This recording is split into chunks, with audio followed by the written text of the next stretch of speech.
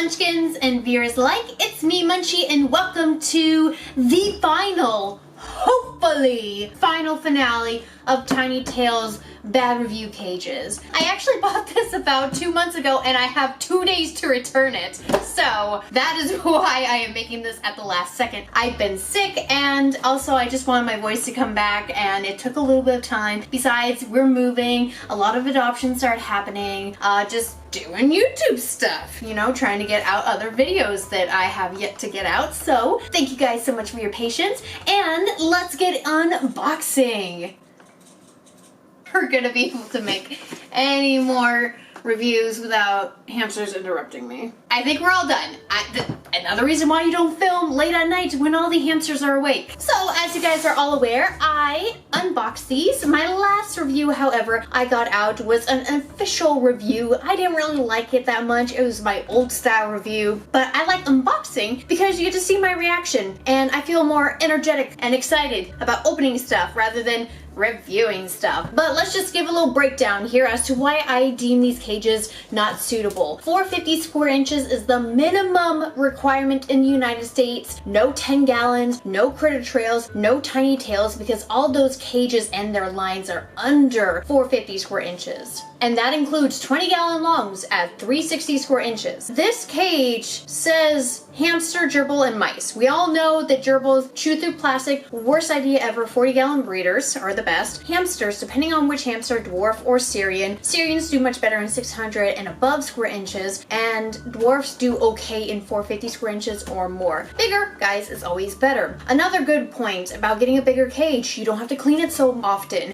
With a smaller cage, you'll have to do deep cleans weekly instead of monthly like you do a big cage, and you have to do spot cleanings daily. Otherwise, ammonia starts piling up. And another fun fact too is these things are costly. This was $54.99 if I can remember on my receipts. That is expensive, and you can get a basic big cage at about $74.99. The Preview 528 keeps jumping from like $50 to $70, and right now it's staying around the $70 range. However, if you just get that cage, which is, I measured it at 605 square inches, that is a lot better of an option than getting this. Another thing too, as I'm going to be opening this, is that it comes with a wheel and bottle, and so I believe this wheel is also going to be a 6-inch, and you'll have to replace it. So why not get a suitable setup instead of having to replace stuff in here? Connecting these cages, you don't really get much room because you are breaking up the floor space. Instead of, say, for example, you don't have to break up a bunch of mini cages and hash them together and spend hundreds of dollars when you can get something that's $16.99. You can customize a DIY lid, but this is just a perfect size. Why not get it? Why not DIY lid? Why not get a Dremel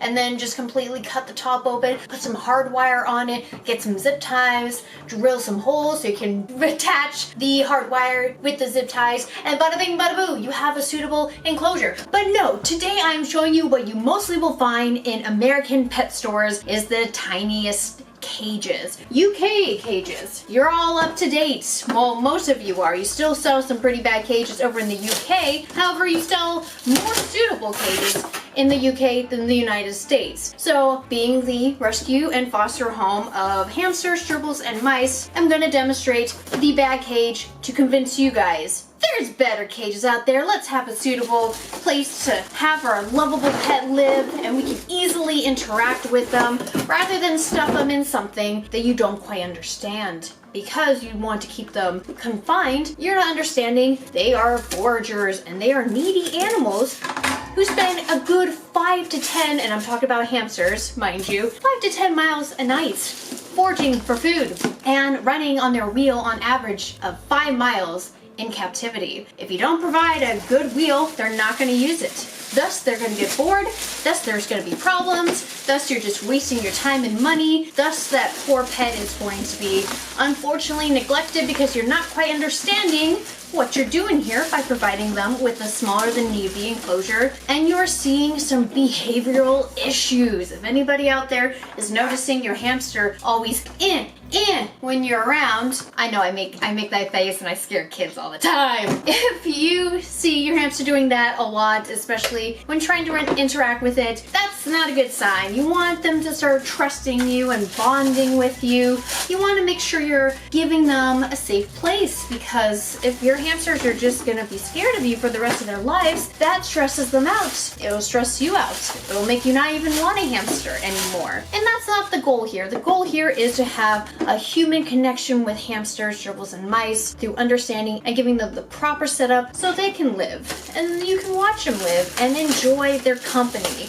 They are companion animals for a reason. Let's not keep making them be that throwaway pet by giving them improper care. Don't listen to pet stores unless the pet store person knows better, because in pet stores, they always have those booklets, and the booklets are usually incorrect, and or they just want you to buy what they have there. So let's open this up. Where was the bottom? Bottom's here.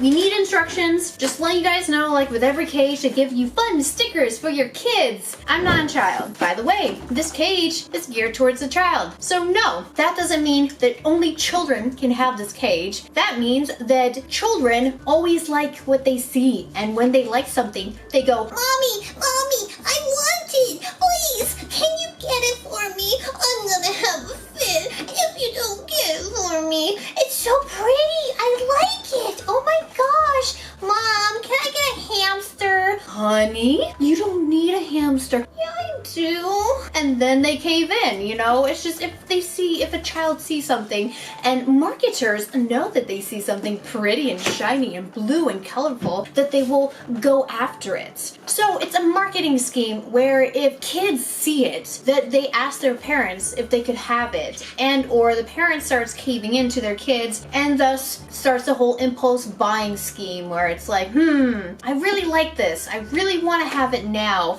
but you haven't really thought about it further from that single thought of you being in a pet store and seeing the hamster. So I don't like that at all. However, these cages, I will say, are nice looking, but they're nice looking as in toy nice looking. Like, I feel like somebody from a toy department designed these, because I would play, if I was a kid, with my dolls, put them in a barnyard or amusement park for this case, because I don't know why I keep saying barnyard. Amusement park, let them have some fun, let them go spin the wheel, which is technically the hamster wheel, but that's not the point. You don't want to get the cage for yourself. You want to get the cage so it functions for your animal, right? Right? I mean, I've had people comment saying that, you know, it's for them, and it's like, but I thought your hamster lived in here. But anyways, let's read the instructions here. Step 1, put the base together with the wire, and I forgot my scissors. I always do this. So I thought this would be a good time to let you guys know about my thoughts about the other reviews that I did for these cages. A lot of people were complaining I was just too harsh with the plastic, or, you know, they could easily assemble it themselves. I don't know why she was having such a problem with it. I did make a note in other videos that these guys and their bendy plastic or bendy wires always seem to have either a bent problem or a not good connection problem, or some of the tubes were too tight and or could not fit properly, and that's a construction issue. That's a manufacturer issue. It's not on all of their production lines. I feel like they slipped up where it went unnoticed, and then they started noticing, oh, there's issues with these cages. Some of these are not fitting properly. People are returning them because they're not working out. Something's bent, blah, blah, blah. It's hard to assemble. So for those of you naysayers out there that were like, wow, she cannot assemble this cage, I assembled some pretty decent cages. And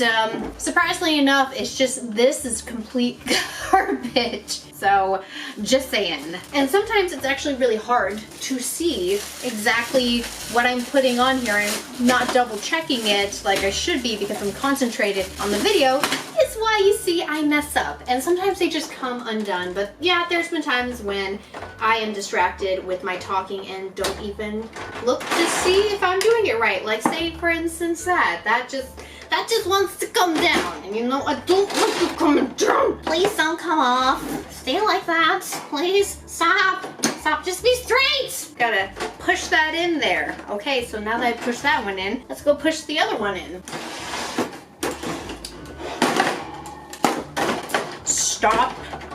Stop. They're all in. Okay, is that side still in? It's wanting to go this way. Just, I want to make a note. If you have a bigger cage, you don't really have a lot of things to assemble. Whereas you have so many parts like this that you have to mess with, and tubes that are tiny, and it says on the box most Syrians can fit these. That is so incorrect. They make these for dwarf size, as people have stated with me that this cage is for dwarves. However, I stuck my dwarf in here and they didn't enjoy it, and they're the same boat. They constantly need stimulation, and they constantly need to be foraging and going out and looking for stuff and digging tunnels and all this stuff. This pan is not deep enough for good bedding. Stacking now, stacking now, stacking, stacking, stacking.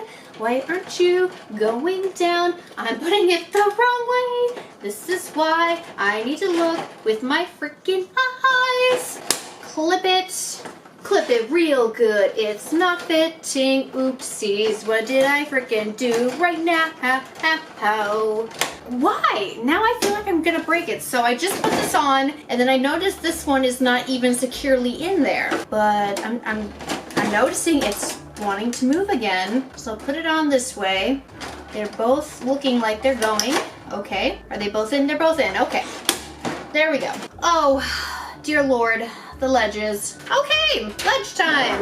Which looks like, wait, what is this? Oh, that's for the top. That's gonna be fun when we get to it. Oh, look, multiple colors. Woo! Let's put the red one on the bottom. Oh, by the way, it looks like they've upgraded the water bottles for these ones because these cages are a lot higher. The water bottles are a lot longer. And the last one I tried did not leak, so I feel like with them pushing out 6 cages and waiting to see how they did, they improved the water bottle. But you still got the nozzle facing down like that, which is a big issue because are you just... Is that how it's gonna happen? And are you gonna have the nozzle in the bedding itself? Come on, that's really ridiculous, especially when you want the hamster to have as much bedding as it wants, but then of course your nozzle is way too close to the bedding, and then you start getting a soaked cage. Pop this on here, which is very plain and easy and simple. So let's do the wiggle test.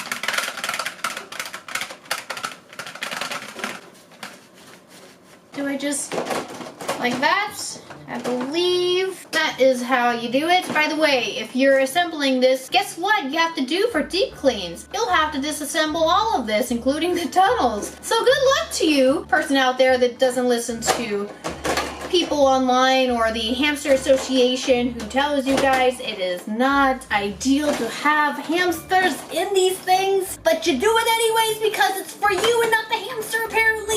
It's fine, it's pretty, I like it. Well, does your hamster like it? Yeah, they do. They run around. It's fine. A lot of people, instead of listening and being like, hey, I want to improve, which thank you to those of you who have literally told me in comments, you've helped me see that this is a good idea and that what you're saying is so true. And wow, my hamster, I can interact with them and they're happy and I can tell, wow, this is amazing. I mean, thank you guys. Thank you for leaving those. It really means a lot to me because that's how I know that this video and my videos are making an impact. Wow, I've changed your minds and you got something better and you're enjoying it and your hamster seems to be enjoying it. I mean, we're not going to be able to please all hamsters, especially like my Syrians that I take in that, oh my goodness, Star is one of my crazy girls. Unfortunately, she needs so much more. But that's the thing, if you don't understand, female Syrian hamsters go into heat every 4 to 6 days and they have high energy levels all the way up until they're about 1 year of age. Yeah, you're going to get a crazy hamster that's going to keep you up at night if your bed is right next to its enclosure and might escape sometimes. So, if you don't understand your hamster, how do you expect that I'm gonna believe you say that this is fine? It's fine. Well, at least this one has a big opening, so I do appreciate that so that you can actually interact a little bit better. Do-do-do-do. Do-do-do-do. Do-do-do-do. Do-do-do-do. Do-do-do-do. What I don't like about these ledges is they're so flimsy. If they break, good luck trying to replace them because you're not going to be able to replace them. No. You're not going to be able to without having to buy a completely new cage. And the thing with these cages is you're supposed to connect multiple. But why would you spend over $100 connecting so many cages when you can just get a good cage? A suitable cage. A cage that you don't have to break up floor space with a bunch of tubes connecting to each other and then only having a little tiny space for like a hide. And then another cage with a little tiny space for like a bigger wheel, and then another cage with a little tiny space for a tiny tunnel. But it looks like the cage is coming along just fine. Pretend there's invisible water in here, which technically, I mean, It kind of already is. You can't even tell on camera that it's full, so let's just pretend. So it's gonna be facing inside the hole? Did I do that right? I don't think I did this right. I don't think this is supposed to, this little tunnel here is supposed to be there. Now it looks like it wants us to pop that off, take these scrunchies off, and then get ready to fill the hole with the rim. Also, this plastic is a lot different from the other cheap plastic like the ledges. Okay, so it looks like this right here is just for if you wanted to attach more tubes that you're able to. But we're gonna be just attaching this. Let's see, is that gonna be the top or the bottom one? That is going to be attached to the top one. Okay, so I gotta make sure that I am positioning everything correctly. Yes, yes, yes. And that the front has the latch up top. Like so. Okay, why aren't you going? Come on, bend. Bend, you flimsy plastic. There we go. Yay! So, gotta put the tubes, Smallest tube goes first. Oh, I knew it was gonna be flimsy. Oh, it fell out. The rim fell out, guys. Is I'm actually gonna put it on here first and then stick it in. Ooh, that is so flimsy. Ooh, I do not like that. There, and now I'm gonna try to get the rim in the empty hole. Like so. But it looks like what it wants us to do for this case, because it's going up top here, is that it attaches like so, which actually has a little bit of a ramp. Interesting. Wait, is that really how it sounds? Why? Oh, that doesn't sound good. Okay, here we go.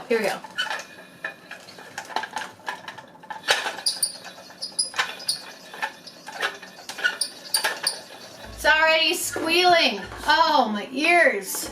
Kitties, you want to listen to that? No, because you're probably going to take the wheel out at night, forcing your hamster to not even be able to run, causing your hamster to be stressed, depressed, all of that jazz.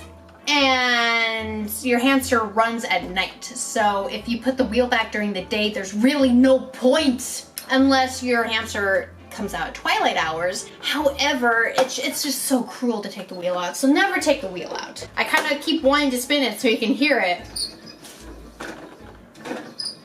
Ugh, oh, that's awful. So, ta-da! This top part actually has a locking mechanism right there, and I actually had to put the helmet, like I want to call it, because it kind of looks like a helmet, the helmet on the wheel first and then put the wheel in. But I am starting to see a flaw with this, because if you guys look carefully from the side, zoom in, how much room do you think you'll be giving your hamster by having the wheel be right in the center? You are giving your hamster no room to get up on their wheel. Do you see that? No room, because it's right here. You see those steps? You're supposed to have an area before the steps so that their bodies can comfortably get to the position to then climb onto their wheel and start running on it.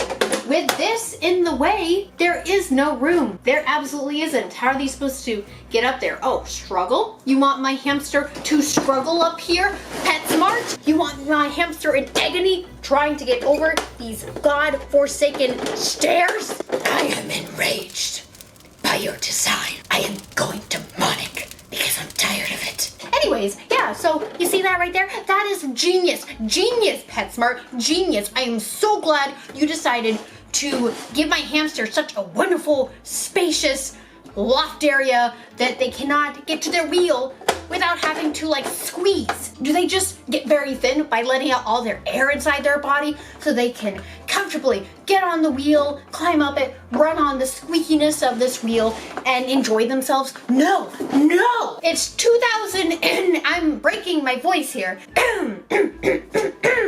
Ow. And also your product is breaking my head too because I just hit it. But anyways, it's 2019, Petsmart. Your name says smart in the title. Is this just a get rich quick scheme, as they like to call it? Because, you know, hearing the news and your like $1 billion debt pile after purchasing Chewy, even though you were in debt at that time when purchasing Chewy, Do you think this is going to help you, Petsmart? Hamster advocates and YouTubers are telling you guys these cages are bad, and yet you want to produce them and copy exactly the Critter Trail KT line when they themselves need to come up with a different scheme, a different look to their cages. It's all the same care. It's been the same care since the 80s, the 90s, early 2000s. Nothing has changed. However, there is acrylic bigger cages in the United Kingdoms, yet I cannot get my hands on them because trying to import them as much as $500 or more. And if you wanted to build your own, that costs a lot too, but it's definitely well rewarding for your animal. But this right here, this is a no. With this talkover, you're seeing the hamsters that I'm putting inside of here and seeing how they interact with things. Does the short drop look fun to you as they're going down,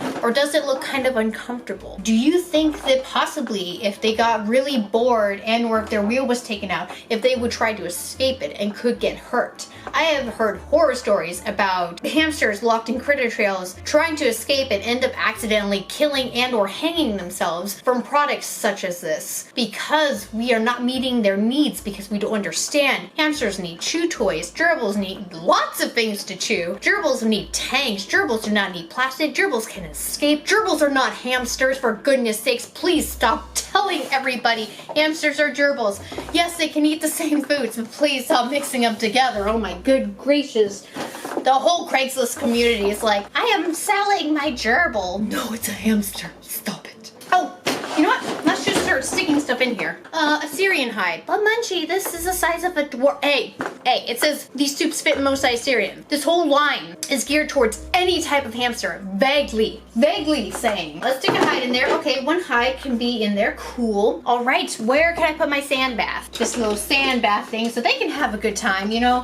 They can get their coats clean. And by the way, if you guys have Roborowskis, they definitely need sand baths because they are hamsters of the desert, and that's how they clean themselves. They clean their coats. They make their coats all nice and shiny instead of greasy. Have you noticed your hamster is greasy? Put in a sand bath. Sand, not dust. Anyways, I can't actually put anything else in here really. This is fun. I can't put tunnels in. I can't put a bigger wheel in. You want to see my bigger wheel? Well, let me just grab from my broken pile because I was going to make a video about this, but my KT 10-inch wheel, the back broke. But the whole concept of this is good except for the back. The back is the weakest part. So technically, if I want to have my Syrian run in this, can't get through the front door, so I'll have to disassemble it all and then be able to stick it in. But even then, this takes up all of the cage right there. Mice, they do well with vertical, so a lot of mice owners are saying, yeah, this could work. This will be fine because it is meeting the mice requirements. However, mice owners have stated they use things that are much better because they even know this is a poor investment. So thank you guys so much for watching this video here of me unboxing and giving you my honest opinion and educational opinion about why this is a poor choice, and I hopefully have changed somebody's mind by showing you visuals, by showing you other choices, by telling you the cons, the really big cons, and the price is one of them, like, especially since like parents, they don't like spending so much money. So thanks guys, and if you liked the video, I'd like to show your support. I am also a rescue and foster home, so if you guys would like to check out my intake stories, my rescues, their updates, things like that, Instagram's the place to check out for those updates, and or just stick around the channel and see the videos when they do come out. And thank you so much from the bottom of my heart for just being with me on this journey. I talk too much, but I love doing it because I love talking to you guys via videos on YouTube. So I'll see you next time, all right? Take care. Bye-bye.